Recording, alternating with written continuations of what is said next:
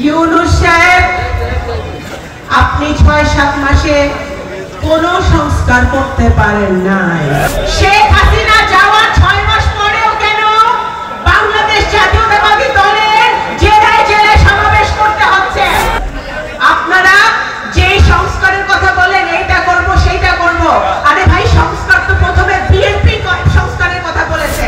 এই ছাত্র জনতার আন্দোলনের মধ্য দিয়ে এই 15 বছরে আমার সামনে যত আপনারা ভাইরা আছেন, যেই ভাইয়েরই আপনারা স্লোগান দেন, প্রত্যেকে কিন্তু জেল হাজত খাটছেন, খাটেন নাই?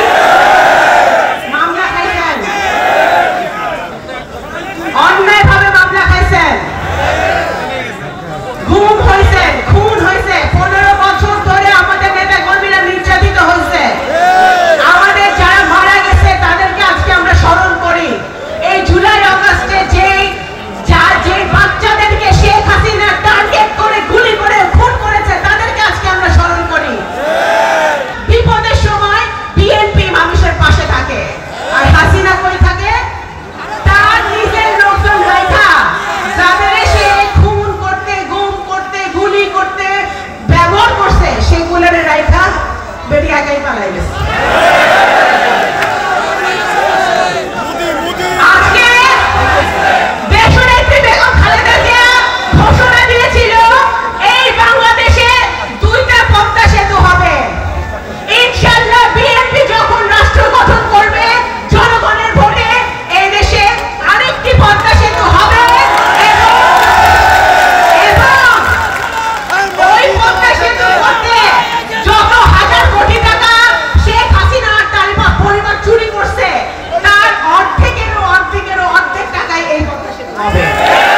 মাঠের অলরাউন্ডার আমি, আর ঘরের অলরাউন্ডার টাইলক্স।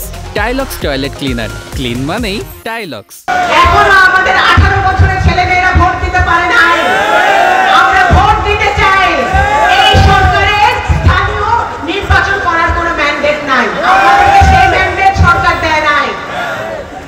আপনারা যে সংস্কারের কথা বলেন, এইটা করব সেইটা করব, আরে ভাই সংস্কার তো প্রথমে বিএনপি সংস্কারের কথা বলেছে।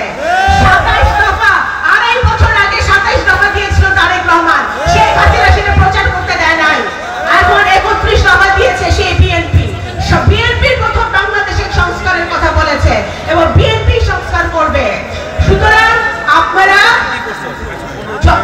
অতি শীঘ্রই একটা রোড ম্যাপ দিবেন এবং আগামী দিনে যাতে আমাদের 17 কোটি মানুষ একটি সুন্দর ভোট দেখতে পারে, আমাদের জনগণ, ছাত্র জনতা একটি সুষ্ঠু ভোট ব্যবস্থা করতে পারে, গণতান্ত্রিক প্রক্রিয়ায় বাংলাদেশ ফিরে আসে, সেই ব্যবস্থা যেন আপনারা করবেন, এই আশা আমরা রাখি।